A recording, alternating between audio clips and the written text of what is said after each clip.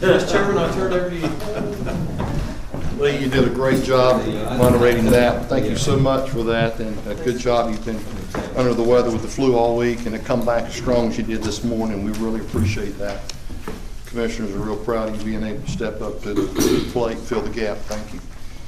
The last one is the, I guess, really the most important one, I think, personally, at Seymour Johnson Air Force Base and affecting its running patterns out at the Dare Range, and to protect that. It does well for just not Seymour, but for all of the military bases east of 95, stretching from Elizabeth City, well, really up to Norfolk, and going down as far as here in Seymour and Fort Bragg.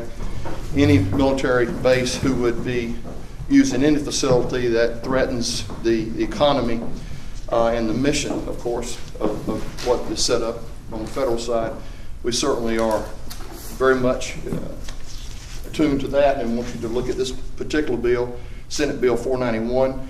We took upon ourselves to look at some letters that were being passed around by the Military Affairs Committee here about 3.5 weeks ago. Mr. Jimmy Emerson, Mr. Henry Smith, Mr. Ben Seegers, who's now the chairman of the Military Affairs Committee, and we took those letters back and forth from the lobbyists that are working hard in the state government and the federal government, of course. And we took that letter and put it together, and with the help of our counsel, Mr. Parker and Mr. Smith, and we put together a resolution this past Tuesday and passed that resolution. We sent it out to all the senators and House members in the state, everybody we can get our hands on, to make this thing first and foremost above anything right now. It's so important to protect our military installations here in North Carolina. Wanted to make that very open to you this morning and leave with that. So any comments? We would certainly like to get some comments on that, so we can get that on the air. And we know that Mr. Bell called me this morning, Mr. John Bell, Representative Bell. He's very concerned about this. He's talking about getting it on the floor next week, getting some committees next week, getting, I think, on the floor the following week. You guys are real busy on Wednesdays and Thursdays, extremely busy getting these committees and things on the floor. So can you help us out on this one? Yeah, there was actually, this is so important, there was actually a fight in the House side of people wanting to be primary sponsor on the bill. That's all you need to say about that bill.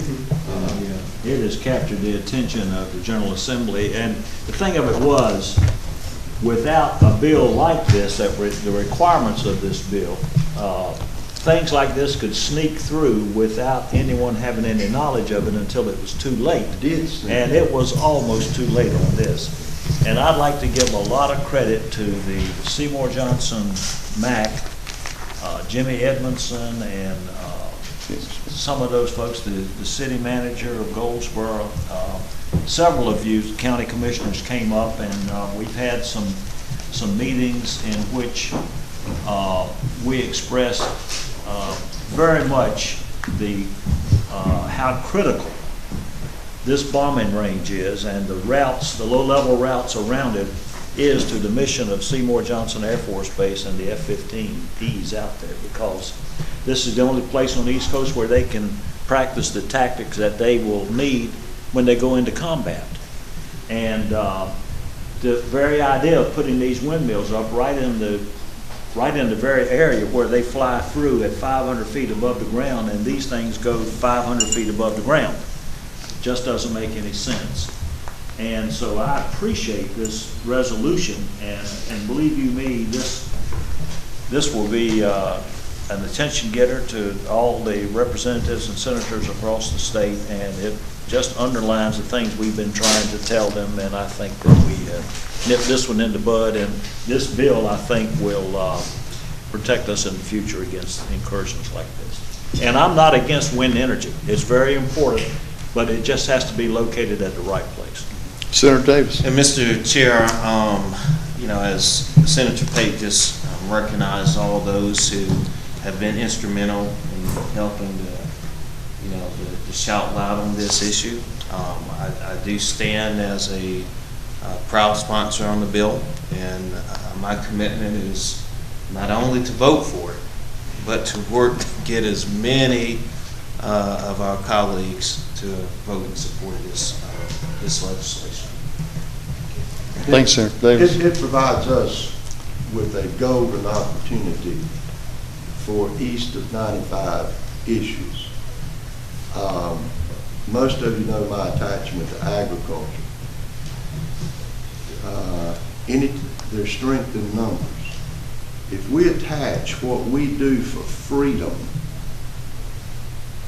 through our military to what we do with food in eastern North Carolina, and package food and freedom to the rest of the state of North Carolina, we have got an eastern North Carolina team that can't be beat. Food and freedom. Thank you, Representative Dixon. Along with that said, 2 weeks ago we met with Mr. Holding. I think Mr. Bell and Commissioner Cromartie was up there with Mr. Butterfield, and we emphasized that there were 3 entities of the eastern part of North Carolina, particularly Wayne County, that we wanted Mr. Holding to look at. One was the transportation, the 795-40 connector, and get a interstate shield over that. The other was the BRAC and 1415, and getting these particular bills up to him so he could face that challenge on a federal level. And with Mr. McIntyre and getting Mr. Jones, Mr. Burr, getting all of these representatives on the federal level to be watching all of this as we fully force this up as a fire hose, wide open, according to Mr. Seegers, is pushing everything and getting the momentum where it carries from the state in a mighty way up to the federal end, and they know what we're faced with. A $2 billion cash flow in Wayne County would be very, very difficult to recover from annually. That's turned over about 4.2 times before it leaves the county and court of commerce, and we certainly a $2 billion cash flow would be devastating.